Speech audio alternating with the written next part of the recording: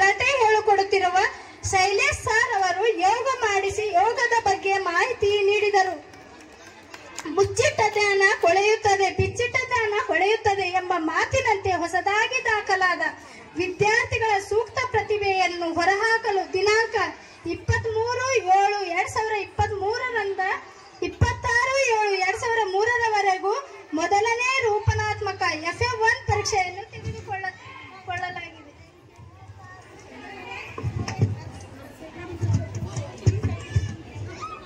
ಮಕ್ಕಳ ಪ್ರತಿಭೆ ಮತ್ತು ಕಲಿಕೆಯ ಸಾಮರ್ಥ್ಯವನ್ನು ಚರ್ಚಿಸಲು ಜುಲೈ 28, 2023ರಂದು ಪೋಷಕರ ಮತ್ತು ಶಿಕ್ಷಕರ ಸಭೆಯನ್ನು ಏರ್ಪಡಿಸಿ ವಿದ್ಯಾರ್ಥಿಗಳ ಏಳಿಗೆಗೆ ಮುಂದಿನ ರೂಪರೇಷೆಗಳ ಬಗ್ಗೆ ಚರ್ಚಿಸಲಾಯಿತು.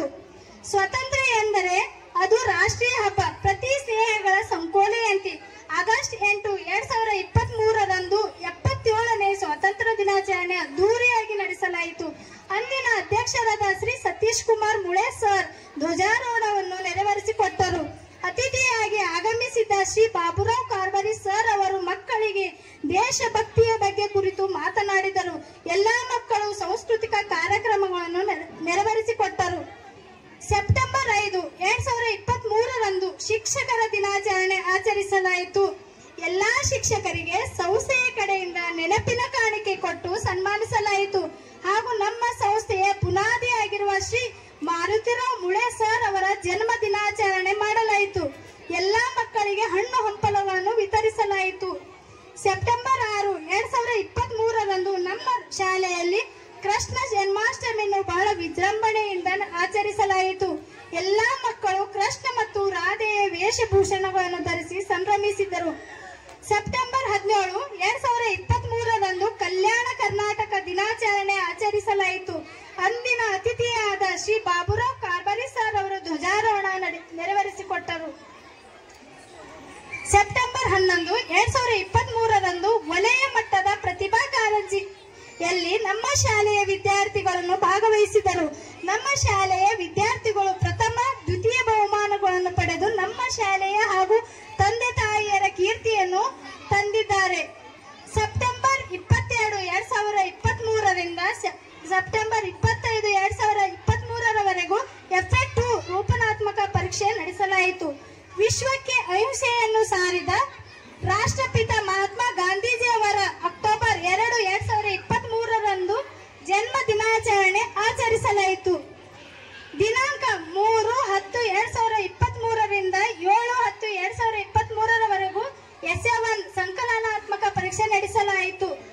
ಅಕ್ಟೋಬರ್ 25, 2023ರಂದು ಮಕ್ಕಳ ಕಲಿಕೆಯ ಸಾಮರ್ಥ್ಯ ಕುರಿತು ಪಾಲಕರ ಶಿಕ್ಷಕರ ಸಭೆ ಹಮ್ಮಿಕೊಳ್ಳಲಾಗಿತ್ತು. ಕನ್ನಡವೇ ಸತ್ಯ, ಕನ್ನಡವೇ ಮಿಥ್ಯ ಎಂಬ ಸಾಲುಗಳನ್ನು ಸ್ಮರಿಸುತ್ತಾ 68ನೇ ಕನ್ನಡ ರಾಜ್ಯೋತ್ಸವವನ್ನು ನವೆಂಬರ್ 1, 2023ರಂದು ನಮ್ಮ ಶಾಲೆಯಲ್ಲಿ ಆಚರಿಸಲಾಯಿತು. ಇಂದಿನ ಮಗು ನಾಳೆಯ ಪ್ರಜೆ ಎಂಬಂತೆ ನವೆಂಬರ್ 14, 2023ರಂದು ನಮ್ಮ ಶಾಲೆಯಲ್ಲಿ ಮಕ್ಕಳ ದಿನಾಚರಣೆ ಆಚರಿಸಲಾಯಿತು. ಎಲ್ಲ ಮಕ್ಕಳಿಗೆ ಸಿಹಿ ತಿಂಡಿ ಹಂಚಲಾಯಿತು. ನವೆಂಬರ್ 27, 2000ಕ್ಕೂ ಹೆಚ್ಚು ಮಕ್ಕಳವರೆಗೂ ತಲುಪಿದೆ. ಇದೀಗ ನಾನು ಬೀಜದಿಂದ ಸಸಿಯಾಗಿ, ಸಸಿಯಿಂದ ಮರವಾಗಿ ಬೆಳೆಯುತ್ತಿರುವ ನಮ್ಮ ಶಿಕ್ಷಣ ಸಂಸ್ಥೆಯ ವಾರ್ಷಿಕ ವರದಿ ವಾಚನೆ ಮಾಡುತ್ತಿದ್ದೇನೆ. ಇದಕ್ಕೆ ತಮ್ಮೆಲ್ಲರ ಚಪ್ಪಾಳೆ ಬಯಸುತ್ತಾ ನನ್ನ ಮಾತನ್ನು ಮುಂದುವರಿಸುತ್ತೇನೆ. 2023-24ನೇ ಸಾಲಿನ ವರದಿ. 29ನೇ ಮೇ 29, 2023ರಂದು ಶೈಕ್ಷಣಿಕ ವರ್ಷ ಪ್ರಾರಂಭವಾಯಿತು. ಆ ದಿನದಂದು ಎಲ್ಲಾ ಮಕ್ಕಳು ಶಾಲೆಗೆ ಬರಮಾಡಿಕೊಳ್ಳಲಾಗಿದೆ.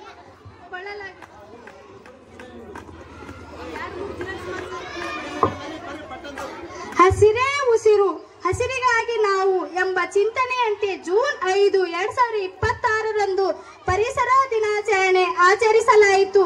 ಮಕ್ಕಳಿಗೆ ಕಾಡು ಬೆಳೆಸಿ ನಾಡು ಉಳಿಸಿ ಸಾಲು ಮರದ ತಿಮ್ಮಕ್ಕನನ್ನು ಉದಾಹರಣೆಯಾಗಿ ಇಟ್ಟುಕೊಂಡು ಮಕ್ಕಳಿಗೆ ಶಿಕ್ಷಕರು ಪರಿಸರದ ಮಹತ್ವವನ್ನು ತಿಳಿಸಿ ಹೇಳುವರು. ವಿದ್ಯಾರ್ಥಿಗಳನ್ನು ಗಿಡ ನಟಿಸುವುದರ ಮೂಲಕ ಪರಿಸರದ ಮಹತ್ವ ಅರಿತರು.